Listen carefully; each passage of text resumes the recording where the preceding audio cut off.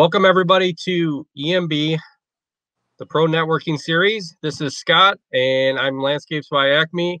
And today we're going to talk about working less, making more green. I have my extra host, Mike Gunn here, and Paul Camara. So let's go ahead and then introduce yourselves, Paul.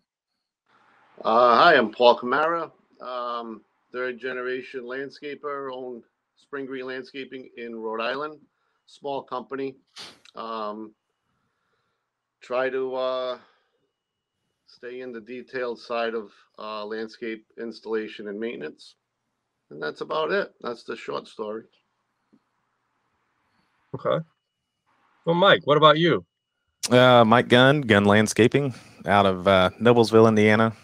Been at it for 10 years, been big, been small. And now it's just me and one other guy, and I'm enjoying the heck out of it. A lot less stress. So yeah, been doing it for a little while, long enough to get bored with it, and then regain some love for it in the meantime, you know? Right. So we've all been in the business for years. Paul said you said you've been third generation. So, I mean, your business is probably pretty big, or did you downsize at any time?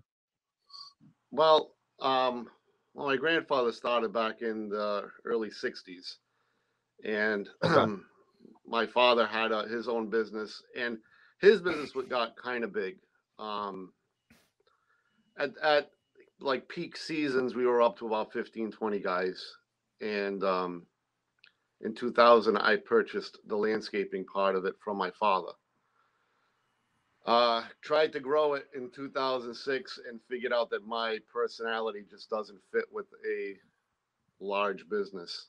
The stress, the headaches, employee issues, customer complaints, it just doesn't work with me. So we focused in on what we do well and stayed on that.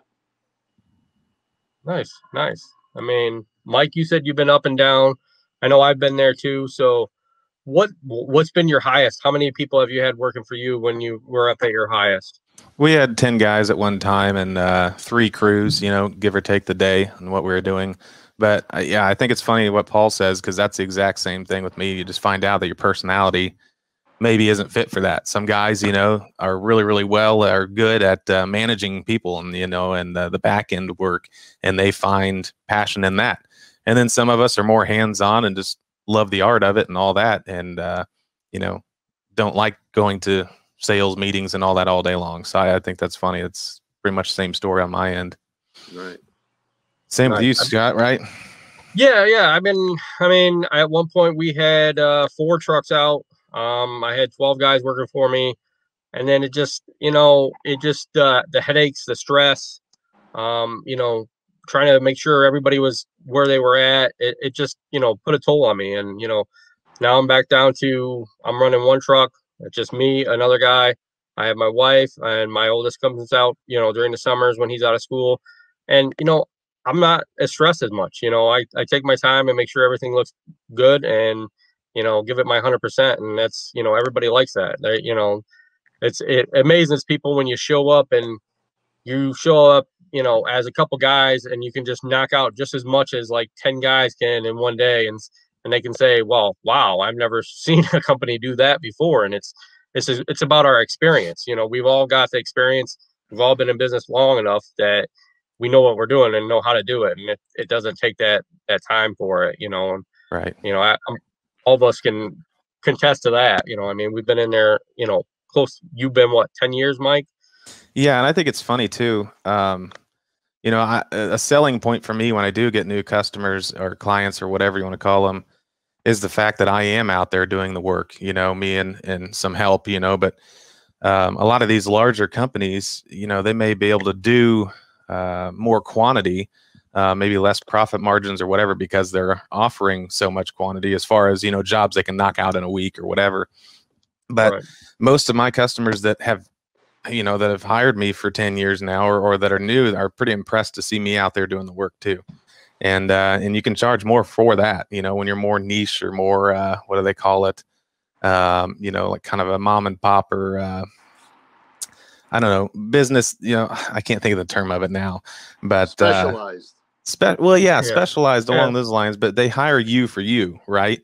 And because they know Right. that you love and have a passion for what you're doing, and anybody you ever hire is never going to have that kind of passion, which, you know, you can say that, but maybe some kids do that want to get into this or whatever, but they'll never have the love for your business like you do, right?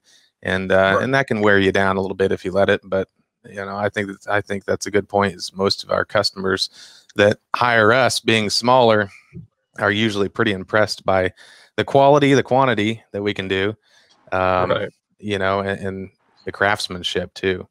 But we care more. We have that attention to detail because at the end of the day, our pride is, in all that detail. Right.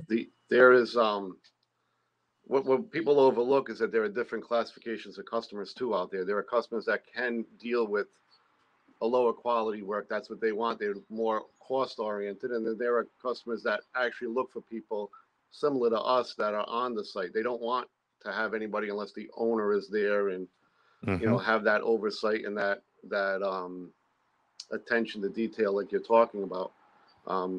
So it all really comes down to the customer as well if they're willing to have that, because some aren't, but some really are. Yeah, it's like shopping at Walmart or or shopping at some local custom shop in town. Where the prices are going to be a little higher, but the quality and the experience you have is a totally different ball game. Exactly. Yeah, some are just coupon shoppers looking for the bottom line, just want to get it done. Right. And there's a lot of that out there, and there's a lot of companies that's a perfect fit for them. So yeah, oh yeah, I see that all the time. I mean, that's one thing. A lot of the customers that we have, they want to know that I'm going to be on the site at all times. Especially if we're doing a big landscape job, or even if we're just mowing, they want to know that I'm going to be there to make sure that everything's getting done the way they want it done. And they're not looking at before. When I had the crews, they would be like, "Oh, where's Scott at? Where's Scott at?" This isn't getting done. And then I'm having to run from one spot of the town to come over here to make sure it's getting done the right way. And now it's just, they're all like, okay, I see you out there, I know you're there. I can go out there and talk to you. I can say, hey, I need this done. Can you do that? Or, it's not waiting for a call to come in. They come out and they tell you what they want. If they need something extra, or, you can say, hey, I see this. I'm here, let's get this done. So, yeah, and there's a certain amount of efficiency on your end that comes from that too, where I think we can we're able to see a little bit larger profit margins because you're already out there. You're not managing 10 crews driving around constantly making sure they're good to go, and then all the other headache that comes with that, which some guys and gals thrive on, but then some of us, like Paul was saying, it just stresses us out. And when I got into this industry, I did it because I loved it. I loved what I was doing, and I loved working outside, and I loved the creativity aspect of it. As a business owner, that just came with it, right? And so then as the company grew and you're acting more as the business owner and all of the solving all the problems all the time and all the headaches and selling and all that, you're not necessarily out in the field. That's for me, that's when a couple of years of that, I realized that, this is really taking my love for this industry away pretty rapidly here. So we all got to figure out where we fit in, right? Get in where you fit in, right? Yep. Right. Yeah. Exactly. So Paul, you specialize in just landscaping, right? Yes. Okay. Yes. So how many guys do you got work for you right now? Right now I have, for forever we've been a 4-man crew. So it's me and 3 other guys. One of them has been with me for over 20 years, since he worked for my father when I left my father, so he's been with me ever since. But he's 67 and he can work harder than my 40-year-old without a doubt. And my 40-year-old's a hard worker too, so if he's watching this, I don't want him to get upset. Nice. But so we've had the 3, and we're a 1 crew business. We don't split up. We hardly ever leave each other, and I'm with them all the time. We do 1 job at a time, and that's the way we handle it like that. We only have about 15 weekly places that we visit weekly. And we got probably another Okay. 10 to 15 customers that we see monthly or when they call us for planting work or stuff like that. And you know, it was funny when I saw the, you know, work less for more green. The first thing that came to my mind is like, I work more really in the field. You know what I mean? So, Right. but the thing that struck me and that what I thought about mostly is that I work less in the office. That's Right. that's where I straighten myself out. 'Cause I hate the office. I hate being in here. I hate doing the billing. So I, you know, back then we figured out how could I spend less time in here, and that's having 15 customers, you know, weekly Right. customers, and just send them out, you know, their bills once a month, and that's it, and not have to worry about 100 or 200 or whatever the amounts that companies my size usually have. Right. So Oh yeah. I mean, I see so many companies that have tons and tons. I mean, when I was at the peak, I had 125 customers, sure. and it's just, you know, on a weekly basis, if you're running around, and then like you said, the back end of doing all the paperwork is just, It's terrible. it took forever. You know, you're spending, I think, you know, I think I was spending every Sunday in the office just trying to make sure everything was getting Right. taken care of, paperwork, making sure bills were going out. You know, Right. that's 8 hours. You know, and Or that's even with toothpicks holding your eyes open and you're making mistakes as right. you're doing it, right? So Right. You forget to bill that one customer, and you're like, exactly. crap, I've, you Exactly. know, I forgot to bill that. My You thing know, was, it was hard on my family, you Yeah. know, right. hard on me, and then in turn hard on the family, because then you know, they're not getting the best of my time either, Right. and that's what was killing my marriage and killing my family, you know. And that's the biggest thing now, is just less stress. And like going back to what you were saying earlier, Paul, it depends. I think it depends on what you call work. You know, sitting in the Right. office when Exactly. you have to strap yourself down to the office chair and get that stuff done That's that you work. don't want to do. It's part of it. We got to do it. But yeah, when you're out in the field, you know, soaking up the sun when it is sunny, you know, and enjoying it, that's totally Right. different. Yeah, I don't call Oh that yeah. work either. And you know, No. some guys, they want the more passive income where they own the business and they have somebody that runs it, and you know, everybody in place. And there's a certain mentality for that out there too. I know a lot of successful people in this industry that do it Right. that route where they're not even involved, you know. So Right. there's all different types of routes you can take. I think the three of us maybe have just found the sweet spots where we have our name out there, you know, and we can kind of pick and choose our clientele and who we want to work with, and get rid of the pitas, you know, as you hear all the time, and Right. and Well, enjoy it more because of that too. you go from, I mean, many of the companies that are around here and the people I know, a lot of people are on, you're basically a commodity kind of a business, really, where if you're $5 more than the next guy mowing that lawn, you're going to get picked over because the next guy can do it for $5 less. Right. Where my thought was when I started doing, I wanted to be more in the power position. I wanted the customer to be afraid of losing us. Mm-hmm. And when I decided to do that, you really have to up your game. You have to have the knowledge and the abilities to make your customer not want to leave you, but also have the relationship with them that you see them every week. And like the older customers sit down and, you know, chat about what's going on in their lives and just form that,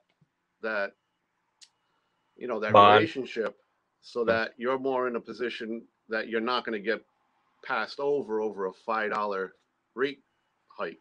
You know what I mean? Yeah, because Right. at the end of the day, they're, you know, they've hired you, they like you, and Right. for who you are, and then your work kind of comes along with it. Right. And Exactly. yeah, yeah. Oh yeah. I mean, I see a lot of companies, especially in our area, that, you know, because that owner's not around, that a lot of, you know, clients don't know who the owner is. You know, Right. so then, you know, with us, you know, they know that the owner's there. They know who the owner is. They, you know, they know every guy that's working with you half the time. You know, a lot of my Right. customers know exactly who's working with me. So they know, oh, here's Jim. He's doing a great job. Here, oh, hey, that's your son. You know, he's doing a great job today. You know, can you ask him to do this for me? You know, they know who you are and who you have working for you. And it's, you know, you get to these bigger companies, they don't know anybody that's working for you half the time, you know, and Yeah, it's, it's a you different know, guy the next week, you know, yeah. especially Oh with yeah. the, you know, labor force today. Yeah, You know, that's a scary thing to talk about, but yeah. yeah, I mean, it's kind of makes me happy I've chosen the position I have, you know, in the last year or so, Right. and not really trying to grow anymore. You know, the guy I've got working with me now, he's been with me since the first part of last year, and then I had another guy working with me for about 8 years, and they grew to know him, you know, and now they're kind of wondering where, you know, where's Chris at, you know? Right. So yeah, they develop relationships with all of you, you know, for sure. All of your guys too. Take care of the things that take care of you. That's one of my big things. And if you take care of your guys that work with you, you know, they're going to take care of you and your clientele too. Sure. Right. So what would you say I mean, you said the office was the most stressful, Paul. So Mike, what's the most stressful for you when you had so many crews? Managing it, you know, all the crews. And you know, when I was up to 10 guys on average, I have to say on average, because every day you never knew who was going to come in. And I don't put any of the blame on them. I'm a big proponent of no excuses, because that was in the end my fault. I didn't know what I was doing, you know, and my piss poor management skills and scheduling, which I'm still horrible at to the day, you know, but that was stressing all of them out, you know, and I can go on for hours on stories of these guys that worked with me off and on through those years, but that was stressful, and just not knowing who was going to show up, not knowing what the weather was going to give us, and having to schedule 3 crews on average, and what we like, just keeping up with it. And my mind didn't function like that. You know, I don't know if I realized pretty quickly that I'm not built to be in a management position like that, with that much stress on the line. All these guys and gals, families, you know, were depending on me and their hours and everything else. And I just, maybe I thought about it way too much, but it just wasn't a good fit for me. I understand. What about you, Scott? I mean, did you have some of the same issues? What was it for you?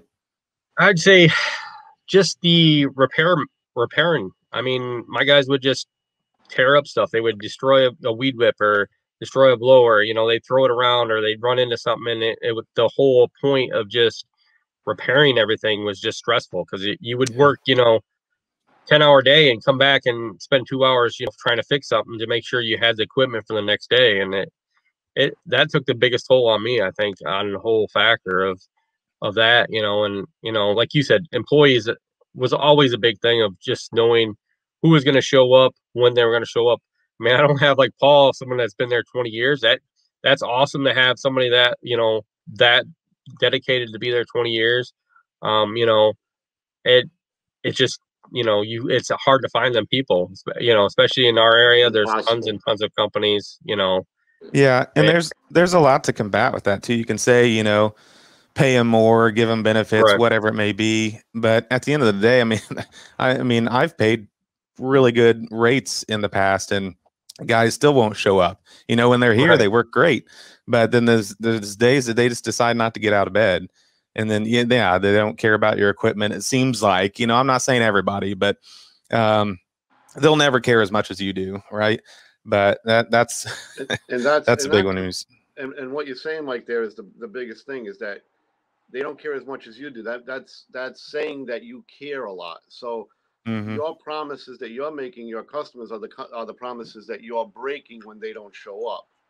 Yeah. So that's when it's, for me, that was the hard thing, was I'm making promises to people and you guys aren't showing up to fulfill those promises. Yep.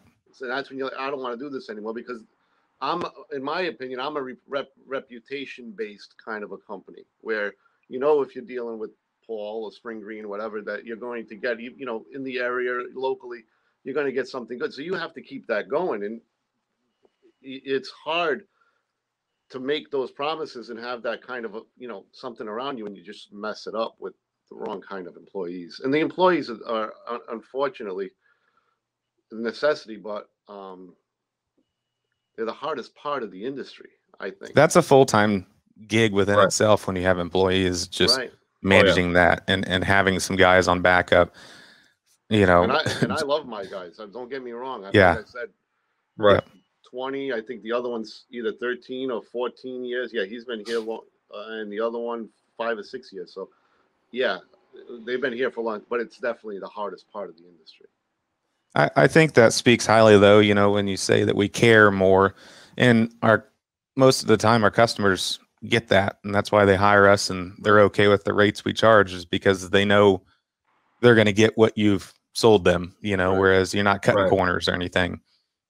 There's been times, you know, where I've taken on more work than I can possibly handle, where we're struggling to keep up, you know, and scheduling's an issue, but most of the time they're okay with that and knowing that eventually the work's going to get done and the quality is going to be there. Just Gunn doesn't know how to keep a schedule. So no is a very difficult thing to say to a client, especially a good client. Yes.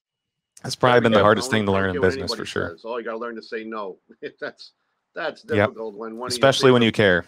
Right, when you care, you know, I'm having a party. I'm having you know, my daughter's having a wedding in July. We need to redo this whole thing. I'm like, what? You're gonna tell me now? You know?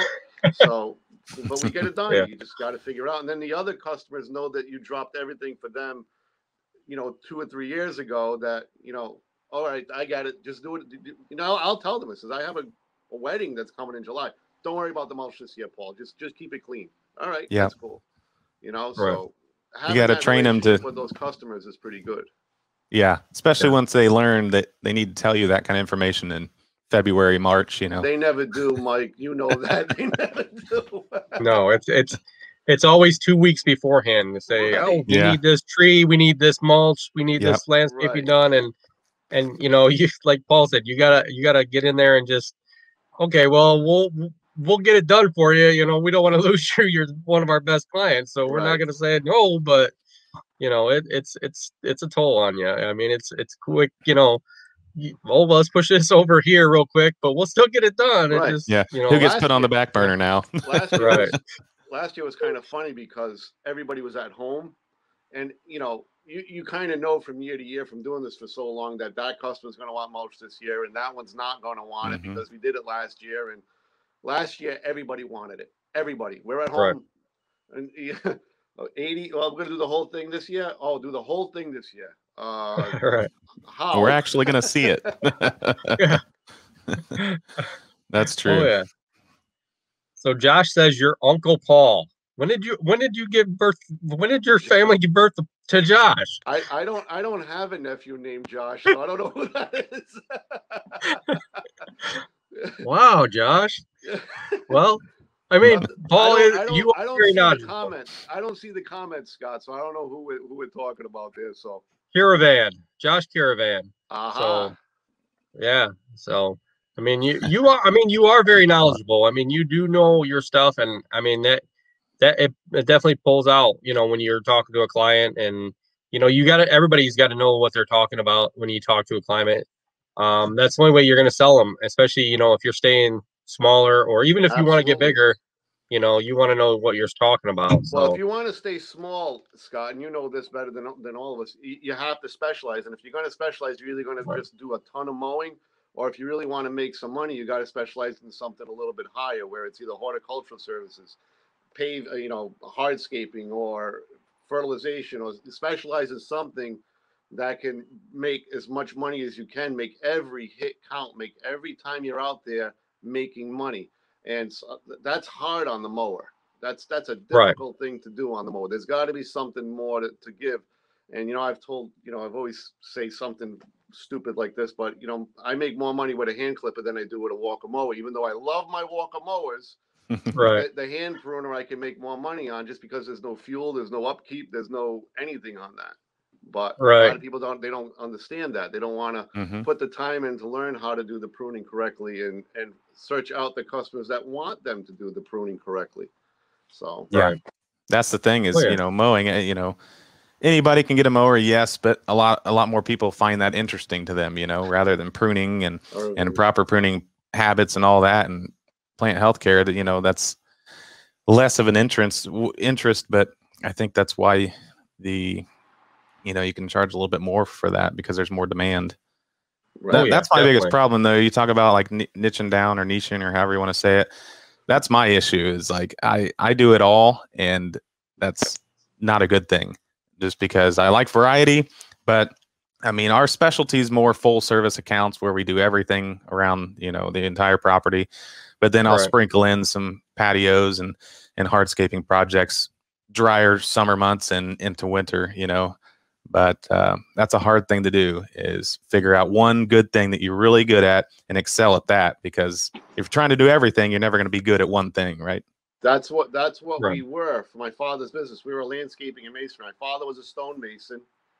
We did a lot of stonemasonry and brick, fascias of houses and chimneys and fireplaces. We did a lot of that. Plus, we were doing irrigation. We were doing landscape maintenance. We were doing landscape installation. We were doing so much. And the funny thing was when I left and just specialized in landscaping, that's when landscape architects came to talk with me, landscape designers, other landscapers, because they didn't feel threatened by the person that does everything. The person that does Right. everything is almost a little threatening to other landscapers. So it's very hard to make friends with all those guys. And those guys are great, great sources of jobs. Like a hardscaper is a great sourcer of jobs for me, because he knows that even though I know how to do it, I grew up doing it, I don't have anything to do with it. So they're not feeling like I'm going to take anything from them. So that was something I saw when we made the transition. I'm like, oh, well, he's giving me work now. And I asked, I said, well, you guys used to do all that work. I said, oh, that's true. I understand, like an irrigation company or something like that. Right. Yeah, I've had that in the past too, when we talked about getting out of fertilizing and turf treatments. I've got a good buddy that does it, and he's like, well, the second you get out of it, let me know, and I'll give you all the landscaping and everything else that my clients are asking for that I don't do. Well, you make a network when you're small. You have to make like that network. Like I have the irrigation guy, I have the fertilization. My brother's the stonemason. We have a network that if a customer wants anything done, we can still have it all done. Almost like a builder can sub out all, the HVAC and all that to build a house. We can do it this way too, where, we don't have to do it all, and we all help each other out in the way through it as well. Right. Yeah, that brings up another topic of subbing out work. I mean, do you sub out quite a bit, Scott? I do sub out tree work. We do some irrigation. We do fertilization. I do mowing, but we don't do as much mowing anymore. So we're kind of more selective on our mowing. And then we do a lot more landscape installs and maintenance on that. So, I mean, we're getting more into just trying to transition more into landscape maintenance and installs and into all the mowing. I mean, the mowing's good as a back end for money wise to keep the week to week stuff.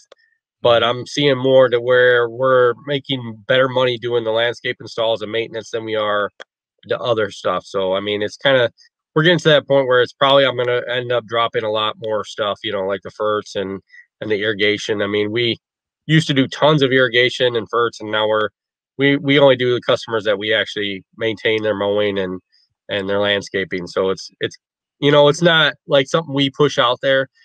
We only push out for the landscaping and that's about it right now. So yeah, that's like all of my irrigation. I sub it out to another company, and they actually contacted me today about a client that they have that needs landscaping, right?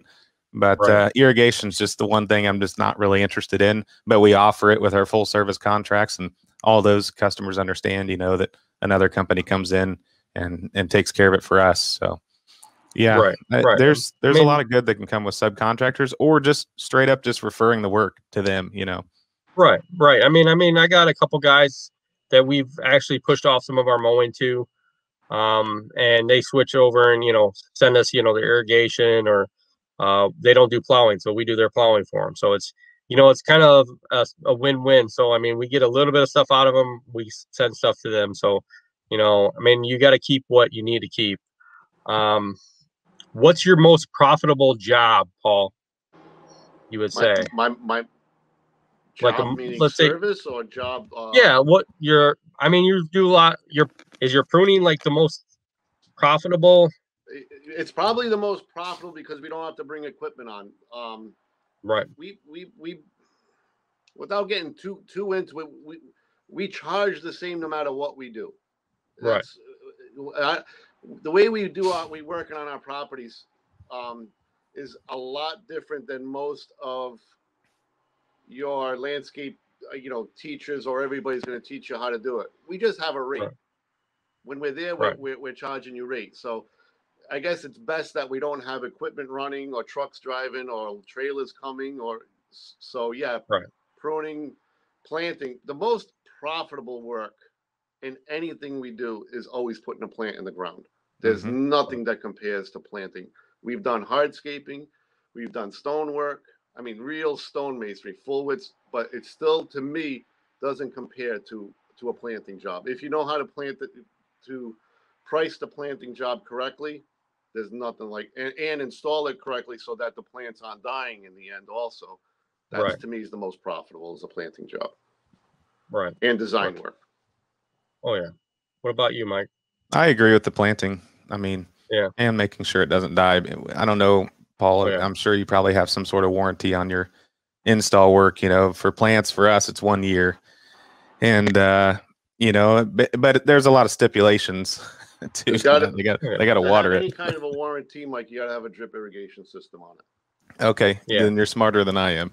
Because if you're leaving it in the hands of the customer to water it, and you've put $10,000 worth of plants in the ground and you're leaving it up to them, that's a big mistake. That's it. Yeah. It's got to have it. It's got to have an automated irrigation system on it. Yeah, and a lot of ours have, but I've been to places too where it's obvious that they just didn't care one bit about it after you installed it. And, even though, you know, it's the soil prep too, because a lot of guys, they think that the plant is beautiful up out of the ground, but the most important part is under the ground. Yep. So planting them in sand and clay and stuff like that, you're just giving it a death notice, really. So planting it in a clay pot's what I always say. Exactly. Yeah. Exactly. Yeah. I mean, but to answer your question, Scott, planting's definitely very profitable. For us, like the bread and butter that pays the bills is the full service work, because we know it's always there. We've got the signed agreements, you know, for the year.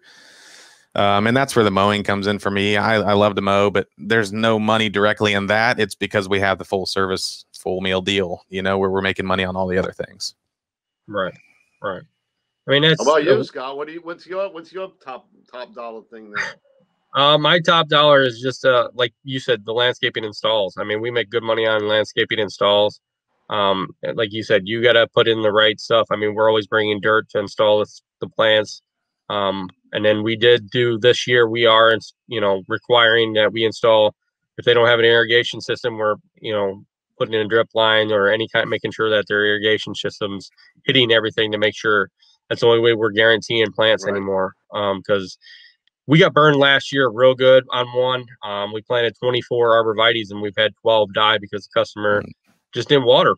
She didn't water. And she came out literally. She came out literally told us like 2 weeks later, I haven't been watering, you know, is there something I can do? And, you know, and we replaced them right away for free.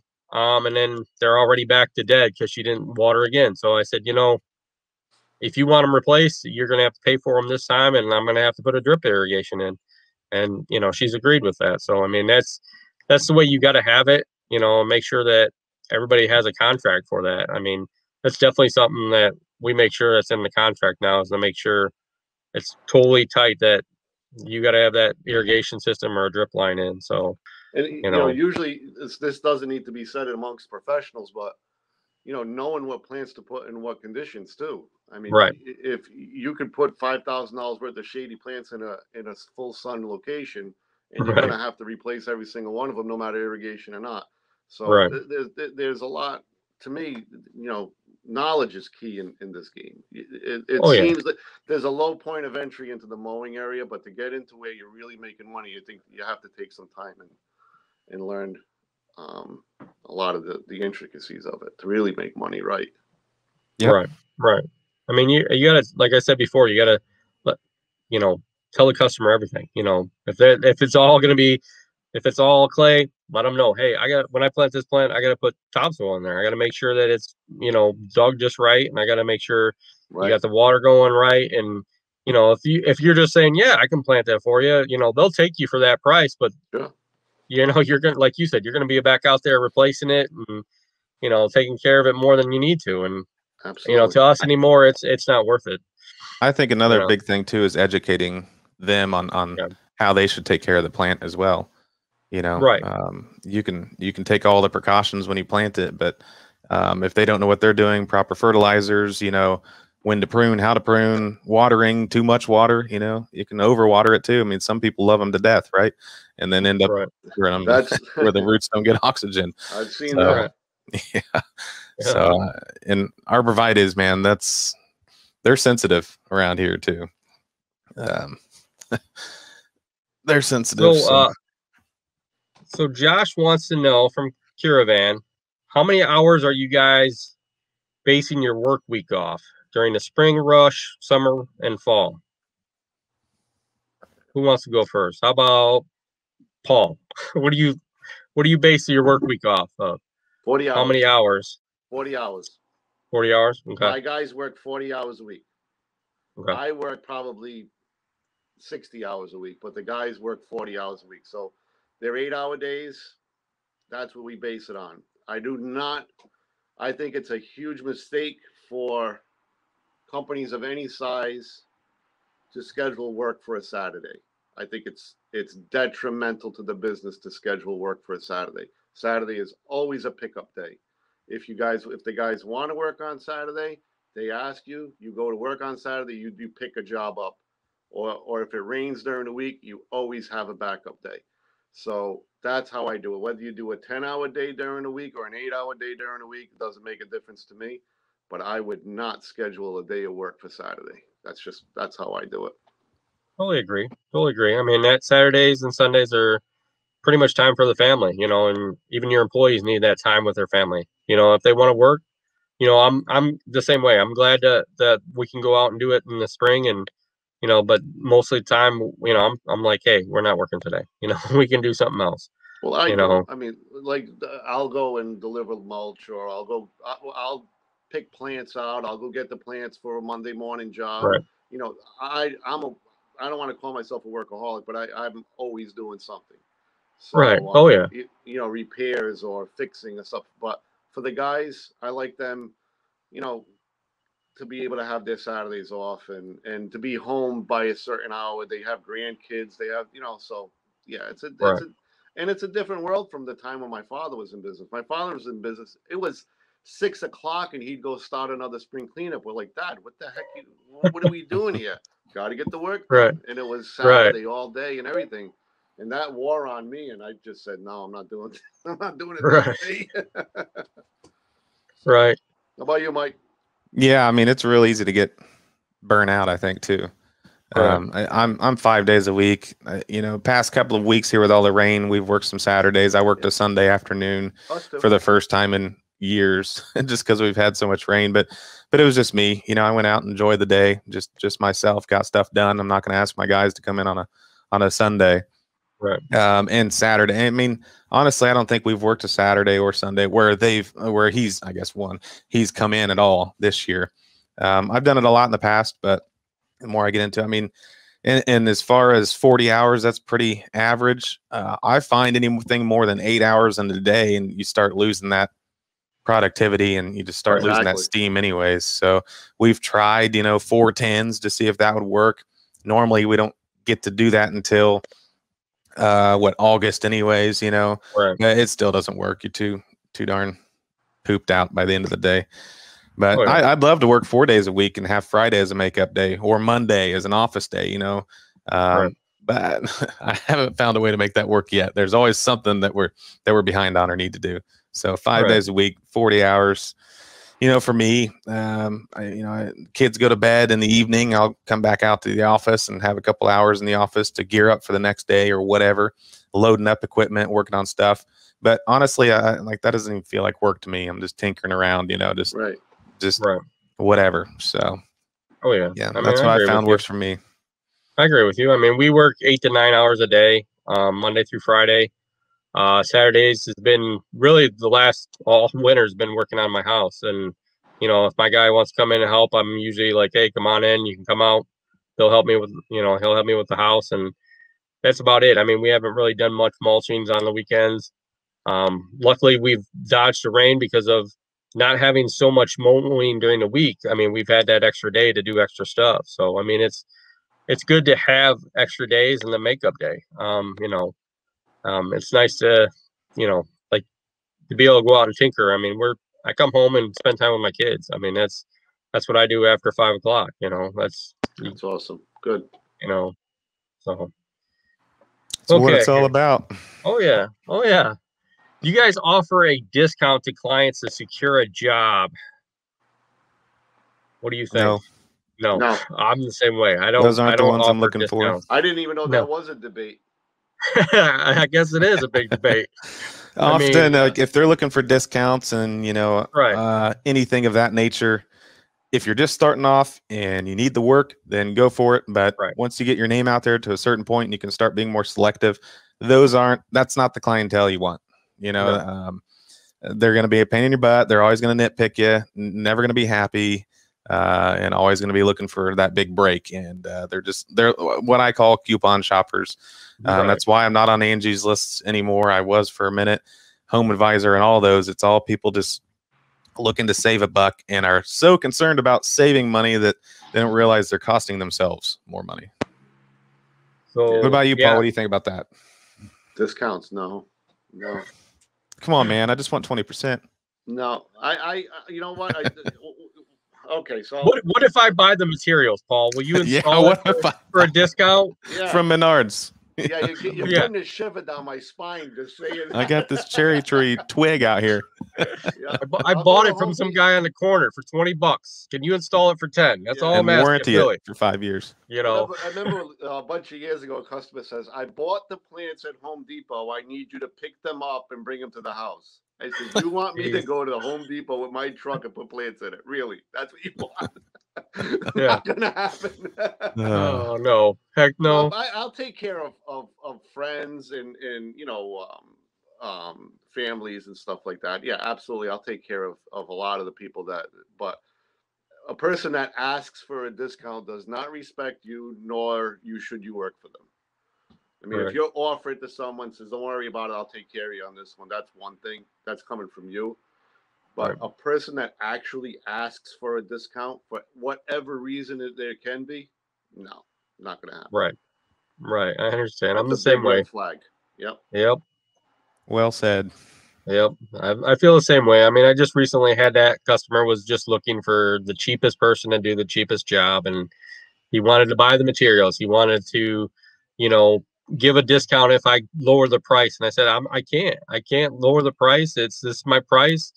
I'd rather pick out the materials myself. I can let you pick out the color, but I'm not going to let you go get all the materials and then something be wrong with what I want. So, I don't give discounts on materials on anything really. So, I mean, that's the way I feel.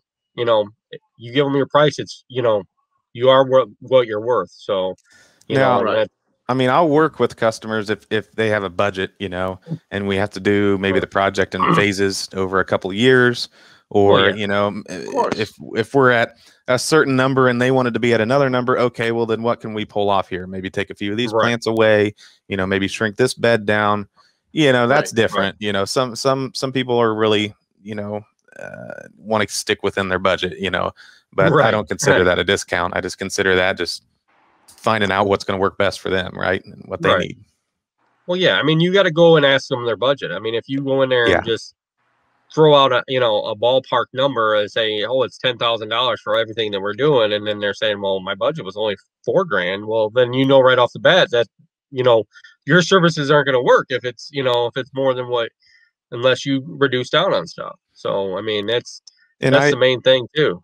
I think that's like, Scott, we were talking about logos on the side of my truck and stuff, and I say that I don't put my phone number on there.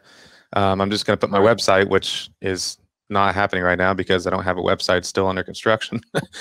But that's part of my vetting process. They have to fill in, they have to do some work first before they even talk to me on the phone. We set up an estimate or whatever, and I feel like that's part of how I can vet them to see if we're going to be the right fit for them, they're going to be the right fit for us. And they're not just tire kicking, looking for a discount, whatever. Yeah. Well, because there's so many companies out there, and I think a lot of times somebody will just look for that cheapest customer, client. Yeah. And I'm not that guy, and I know you guys aren't they either. So I mean, you want what you're worth. I mean, you guys are Paul knows exactly how long it's going to take to cut trim some of those big arborvitaes he trims and stuff. And, he puts his time into it, and he's not going to lessen his work for, somebody that just wants to make the money real quick. So, it's apples and oranges. I mean, there's always going to be a company that's going to do it for less money. It right. always is. And that's fine. You can't have a hard feeling about that. We were all there at some point. Yeah. And if there is a discount that they can afford to give to a customer to be able to grow their businesses, have at it. But where I am in my position in my business, where it's not worth it for me because there is another person waiting for me to do the job at full price. It's always what it comes down to. Like I was saying before, having that power shift where you have work, you have what you need, you can almost be a little bit more choosy, and a lot of people now almost are embarrassed to ask for a discount or something because you're just not going to get it. You know what I mean? Right. So yeah, and I know a lot of companies that have that wiggle room worked into maybe a larger job or whatever, where they're expecting to some negotiation to go on. But I still feel like I agree with you, Paul, where that's still not the clientele that you want, because of the whole respect thing. And like you said, we got. I'm sorry, I didn't mean to interrupt you. Oh no. When you have that respect and they appreciate you and your business and understand that you've got a family to feed and bills to pay and all these expenses and $100,000 or whatever it may be worth of equipment sitting out in the driveway, they understand that. I found a lot of times other business owners that I've worked for in the past are the most appreciative because they get it, Right. If you have a wiggle room in your price already and the customer takes advantage of that wiggle room and you think you did something good with that wiggle room, you make a huge mistake because now you have it's just like training a dog. Now the dog knows what to do. He's going to try every single time. And on top of it, he doesn't respect you, number one, because he can now lower your price. Number two, he thinks he got something over on you. Mm-hmm. Do you really want to work for that person? No. That's not a good person to work for, someone that is blatantly trying to take advantage of you. And on top of it, the person thinks that you're inflating your prices and doing what you're just saying, the wiggle room. So now he thinks you're taking advantage of him if he didn't lower the price on you. So any kind of negotiations is very, very difficult, and it's hurtful in the end because it messes up the relationship because nobody trusts each other anymore. Right. I agree. So Jar's asking, do you guys offer military or first responder discounts? I know I give a discount to some of the seniors, just because I know they're on a limited budget. But a lot of times it's, I'm doing everything for them. So it's not like I'm just doing one or two things for them. Do you guys give any discounts for that, for being a first responder or anything? Basically, I answered that already. If I want to give that person a discount, I will. Right. It really, I haven't yet since I've been in business once, but I haven't been in that position. So, but if I did, absolutely, I would offer it. I wouldn't even. It wouldn't be something that's written on paper. Do I offer any kind of a military discount? It would just be something that I do. What about you, Mike? I agree. I've never had that come up, but that's I agree with what Paul said. One of those things. Yeah, that makes a lot of sense. If you're offering it, or like you have elderly people out there that may not know that they need certain services done when you're out there to perform something else, and you just go ahead and take care of it. It's like pulling up the dumpster on somebody's property that you're out there. It's little things like that. Of course, you are providing a service, you are caring for them, so you have to have somewhat of a caring mentality.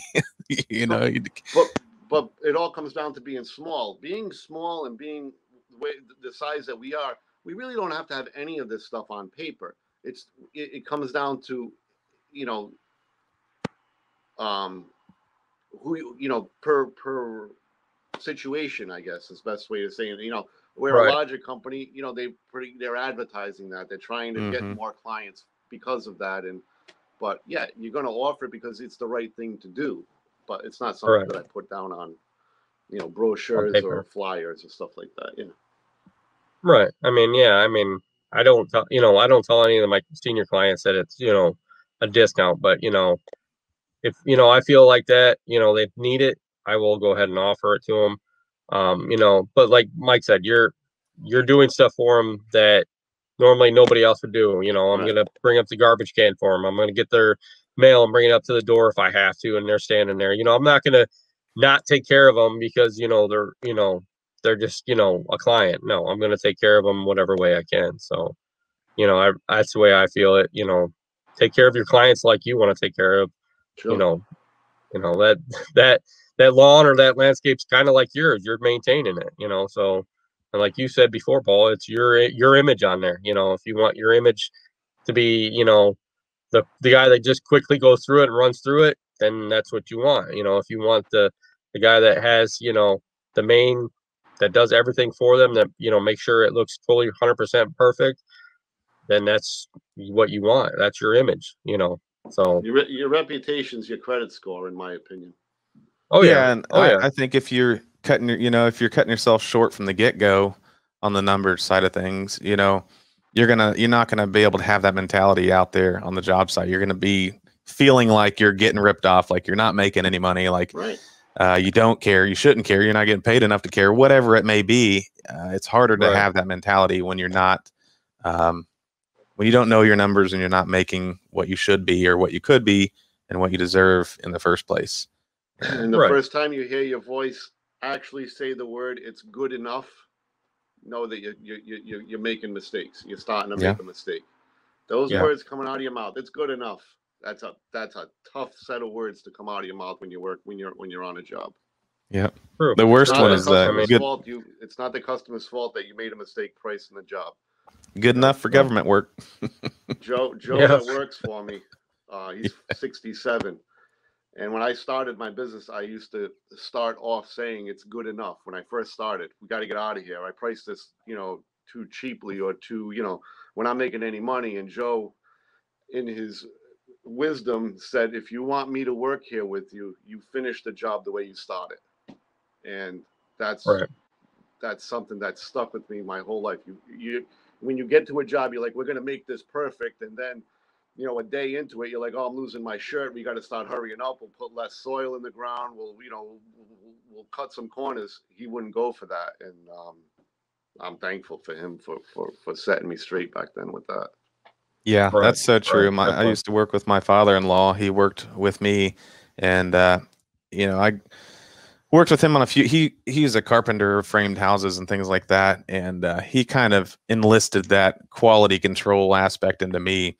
And you don't realize it when you're young and dumb and don't really have it figured out, that when you do perform that quality and you have that sense of pride from it, that's really what it's all about, is the pride you have in the job at the end of the day, knowing that you have performed and provided the best quality you could. No amount of money is going to give you that feeling. And I think don't want to make the mistake too many times, though, right, Mike? Yeah, that's true. But you know what I mean? Like when you get that sense and the pride you get from the quality job rather than just half-assing things or cutting corners, that's a totally different ball game. And once you feel that, then that's what you're striving for. Correct. I guess this is part of maybe just growing up. I don't know. A little bit. There's a lot of grown-ups out there that's still not all the way there. That is true. Yeah. So what point in your business did you guys feel comfortable and confident to hire an employees that would help you with labor? I mean, is there any tips to ensuring making a profit off of having an employee? Having enough work for them.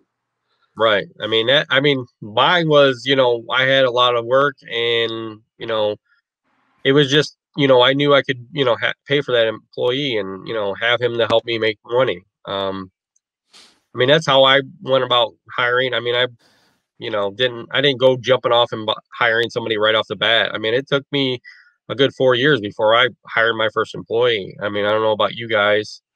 See, I jumped right into it. I mean, okay. When I got into business, I was working for another company before that. And then I had a buddy of mine that worked with me at a previous company, and he pretty much followed me into business, and he was my right-hand man for the first 4 or 5 years. And then we had other guys that we hired, and I just jumped right into it full board. And then I had a lady that's worked with me for 9 years, Lady Peg. And she kind of taught me everything about plants and all that knowledge. But I never learned right off the bat about the business side of things and knowing your numbers and your overhead costs and incorporating all that into your prices, and not just throwing a price out there because you think that's what it should be, or that's industry standard, whatever. I didn't know all that. So I got into a lot of trouble because I didn't know my numbers, and you hear that a lot now, but usually it's pretty vague. But once you understand your profit and what you're making from each job, and then you look at maybe your first year and what you have at the end of the year, like, I'm kind of bounced around. But once you know that really good, and it's always going to change. And even if you don't have the expenses right off the bat that maybe you will incur later on with equipment or whatever it may be, account for all that and know all that first. And then you know what you need to charge hourly, even if you're giving an estimate for a lump sum job, maybe you're estimating it's going to take you 2 days. Know what that hourly rate is. And then if you're going to add another, employee, then you're going to double that. That hourly rate should be per employee or somewhere in that vicinity. It works differently for everybody. But I think you really got to know your numbers first before you hire anybody. I can clearly say from experience, I had no idea. I just knew what I should pay somebody, $10, $15 an hour or whatever. And, charging for them out there, because employees should make you money. That's what they're there for, not you, the business. They should make the business money. They're getting a paycheck in return for making the business money. Like that's the trade. Some employees don't understand that, but that's what it's all about. So know what you need to be charging per employee out on the job or whatever it may be. And then go for it, it's never been easier to learn all that information, but it's different to any individual business. Right. It's hard for solo operators that leave. I mean, let's face it, most landscapers are disgruntled employees of another landscaper, right? Most landscape owners anyway. So when they leave, they usually leave their business, making $15 or $16 an hour and are happy to make $15 or $16 an hour when they are working by themselves if they find clients. So they're usually pricing their jobs fairly, economically, and they fill up their days with all these lower priced work. Now that's fine to do, but once you take on an employee, you will lose your shirt doing it that way because it just doesn't cut it. So Mike's giving the best advice that you can is to know how much you're charging and how much money, knowing your numbers. I know people say know your numbers, and it's almost like a cliche type thing of saying, but really going in and knowing how much it costs to run your business per hour. You gotta know as far as per minute. My mind goes per minute. So when you're mowing, my mind is always, this is 10 minutes. I know how much I need to make per minute. It's always there. And unless your mind is working in that fashion where you're always worrying about every minute you're on a job, take some more time before you hire someone out until you figure out that you're really making money. Because if you're not making money at 50,000, you're not going to make money at 100,000 either. No. Yep. No. Yep. I agree with you. I mean, you got to know everything. I mean, you got to know down. Yeah. The more people you employ, the more you got to, that's more you got to produce, and that's, if you don't, like you said, if you don't know the numbers right off the bat, I mean, there's a lot to it. You got to factor in your gas, your insurance, your phone, if you got a jobber or something like that, you got to figure all that in there, and if you're paying, an accountant or whatever it is, figure that all in there. If you don't have that, and you say, okay, all I need is gas and my employee. Well, what about the equipment that's going to break down in 2 years? Well, and even if you don't have it, find out what it's going to cost and Right, factor it you in should there know that. already.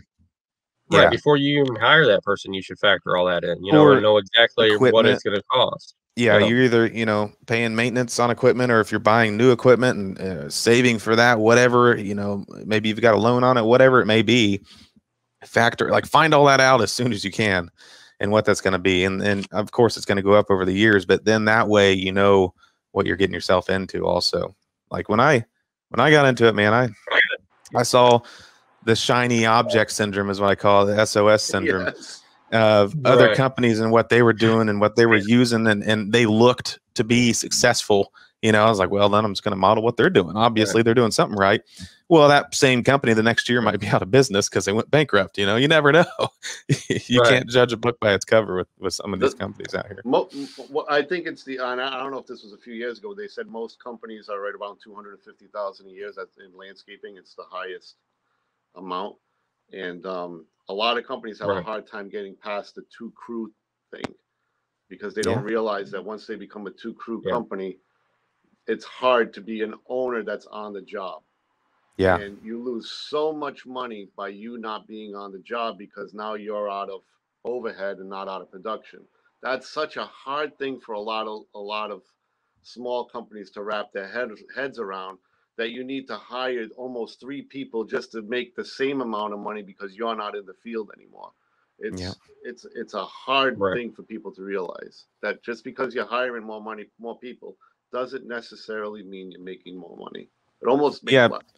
Yeah, I'm a firm believer that you do, at least from my experience. You know, the top line looks greater and you think, oh man, you know, we're doing really good, but the bottom line at the end of the year just is not there.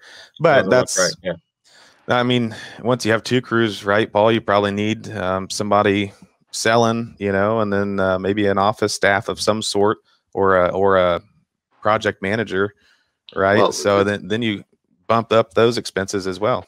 It's funny because you know that's like no matter who I talk to, even in the local area, their goal is a 2-crew business, and I'm like, no, that's not your goal. The goal is to get out of a 2-crew business. Yeah. Because the problem is that now you've made this great crew. You have a crew leader that you found that's going to be this crew leader for you, that's going to run the other crew. But now you're the crew leader on the other crew. So now you have 2 guys or 1 guy that is, you know, limited in their experience. What's going to happen when your other crew breaks down or needs materials or needs a part or something? You got to leave the 2 inexperienced guys alone for a lot of the time, or you got to go price work. The 2-crew because I was a 2-crew business, to me is the worst size business to be. Either 1 crew or 3 or 4 crews. The 2-crew, it's not big enough. It's not big enough to have, you know, a full-time office staff. It's not big enough to have a full-time salesman, but it's, you know, it's so hard to keep that 2-crew business moving. So I completely agree. Oh yeah. And I've experienced that too. And it's, once you break through that, then maybe, you know, it is a different story for sure. If you have the personality to deal with all the rest of it, right? Yeah, because once you break through that, then it's game on. You're no longer in the field whatsoever. No, at all. Maybe even hardly selling. Maybe you've got somebody or multiple people selling for you as well. But that's going on a different side tangent of a not small business talk, right? Right. So Jar asks, would you suggest when you hire your first employee to have them on their own crew or work alongside them? I would say work alongside them. The way we are going, I mean, we're going to, you know, trying to stay all together. So, I mean, I know Paul would probably be the same way. I think Mike would be the same way too. I mean, I don't think I would. I mean, I'm never going to probably go back to a 2-crew. I'm fine with what we are. You know, we might bring 2 trucks to a job site. I know Mike's probably bringing 2 trucks now, and I know Paul, you're probably bringing a couple trucks, right, to a certain job site every day with 2 trucks. Yeah. So I mean, there's nothing wrong with bringing 2 trucks to a job site. I don't think. I mean, if you're bringing what you need equipment wise, and it, you know, it's nice to have that extra truck, I think. What do you think, Mike? What I believe is that if you're the biggest flag waver of your business, if you're the leader and you're the one that's trying to teach your employees, they need to hear it from you. They need to be taught from you. Your ethic, your quality, what you want from them has to come from you, or if you have someone hired, from them. But they need to learn from you. You just can't put, in my opinion, people out on jobs that don't reflect your way of doing things. So to answer that question, yes, they have to learn from you and do things the way you expect them to do it. Yeah, it's a tough one. I've been in, I've been in the scenario quite a bit, and a lot of times I want to be out there working with them, showing them how I'm doing it and lead by example. But then you can also fall into that aspect where they always expect you to be out there working with them, leading by example, right? And then I've also hired guys where, I train them for a little bit, or maybe I have other guys that know how I need things done and how we do things. And then I'll just leave them. And when I'm out there checking in on them on a job site, they're doing really, really well. And I think, wow, this guy's a good hire, very good employee, he cares, look at this. Wow, rare find, right? And the second you leave, they turn into a totally different person. I was just talking to it about it today to my guy, and I had quite a few guys last year earlier on that I had hired, and one of them I thought he was just the bomb. Like, he was awesome, work ethic, he knew what he was doing, knew how to cut a clean edge, like all these things that usually you have to train. But evidently the second I would leave, and he didn't last long, but the second I would leave, he'd turn into a total just butt, so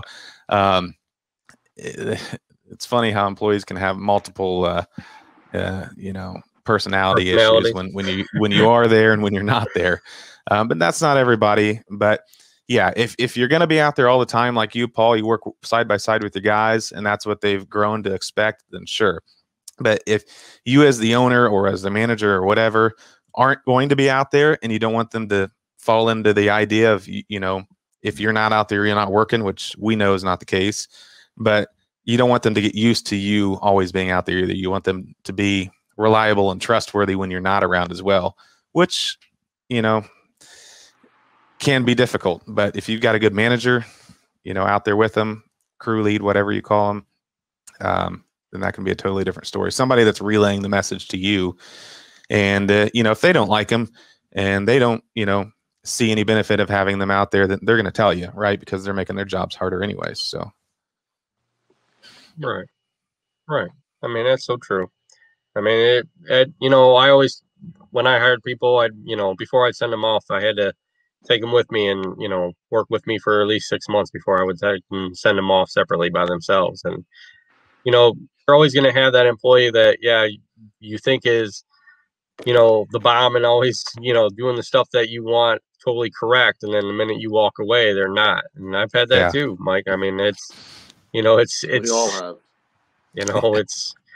it's something you're going to deal with at all times. I mean, any business has got that guy that, when the boss is around, he'll do the work the right way. And when he's not, he'll do it the way he wants to do it, unless, you're around him all the time. So one of the things I've always tried to enlist, and sometimes it's bit me in the butt, actually, a lot of times, is I always try to be their buddy, their friend. I want them to enjoy working with me, with whoever we've got working with us, and to enjoy the job and have fun and just enjoy the day. Right. And now that has bit me, because I've really grown close to some employees that just, it didn't work out so well, and I let them have a little bit more slack than they should have, and then they start taking advantage of you. So it can work both ways. But that trust and that loyalty is big too with anybody you've got working with you. Take care of the things that take care of you. I say it all the time, but I swear it's something I live by. And sometimes you can take care of them a little bit too much, where they start to take advantage. But no excuses, no lying. Just tell me how it is, and the friendlier you are with them, and act more like a brother or sister, or like their family, the more honest they're going to be with you too, because they feel like they can feel more comfortable. It's kind of like kids, Right. Yeah. I mean, you got to treat them like family. I mean, I treat all my employees like family, even in the past. I mean, and, get to know them. I mean, it's the best thing you get to do is you got to get to know them, their family. I don't know how many times I've met their mom, their dad, their their brothers, their aunts, and helped them out with whatever I could, but Yeah. it will sometimes does bite you in the butt, and that's, I mean, what are you gonna do about it? Paul's been around his guys so long, he probably knows everything in and out about them. So, Joe's like another father to me. So, I wouldn't doubt it. So I've spent more time with Joe in my life than I had my wife. So, and that's not even I have, and right. That's going to be one of my biggest heartbreaks is when Joe decides to retire, because there's nothing that I love to do than work with him. John, he's been with me for 15 years, 13, 15, something like that. And it's just work is just enjoyable. It's, Right. They play with each other. They joke with each other. There's hardly any arguments. And if they do argue, it's done with, and I know I'm in my day, they call it the good old days. These are my good old days. It's never, I know that it's not going to be like this in 5 or 10 years, but, hopefully it is. But, yeah, I've grown to have really close relationships with my guys. They're my family, so. Right. And I think that's for somebody that's looking to hire. I think that's something you definitely need to look at is their personality. Can you just get along with them no matter what they know or don't know or whatever? If you can be a team out there and just have fun together and enjoy each other's company, you can teach them whatever you need to teach them, especially if they're going to stick around for 20 years, Yeah, I don't know. Or I guess he taught you everything. I don't know. He probably did. Money making Mike G.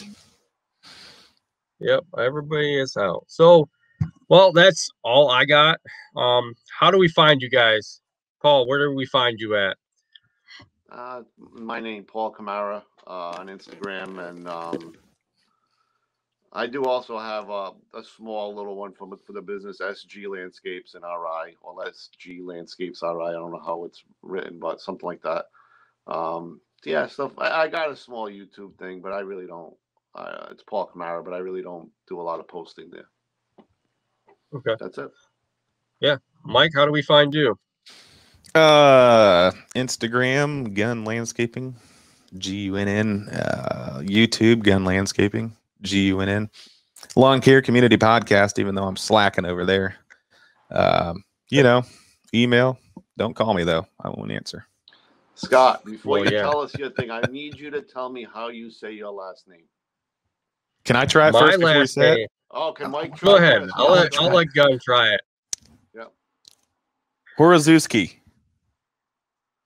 Yes, you're correct. Sweet. You've been getting that one right. You got it? How is it? How is it said? It's Horoszewski. Wow. That's definitely not my grandfather used to my grandfather used to say Horoszewski because he came from Poland. So he kind of switched it over. But I mean, it's always been Horoszewski, and you get I get a lot of the old Polish people. Yeah.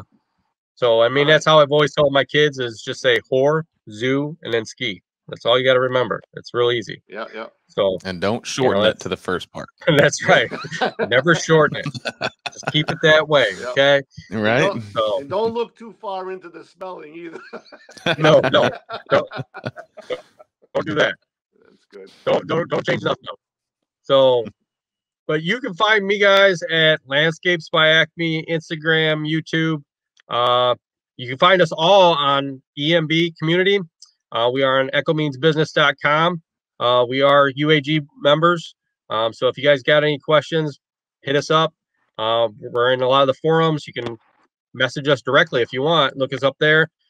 This is a pro networking series. We have one every 2 weeks. We'll be back in 2 weeks on building a business line of credit.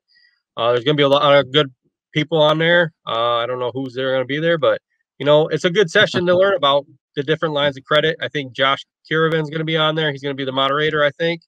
And that is May 27th, guys. So at 8 p.m., be back here. And have a great night, guys. Thanks, guys, for all being here. And thank you, too, for enjoying the time that we had. It was a great time, guys. Thank you, guys. Be there or be square. That's right. There Later, you go, guys. Paul. That's the best I can do. Later.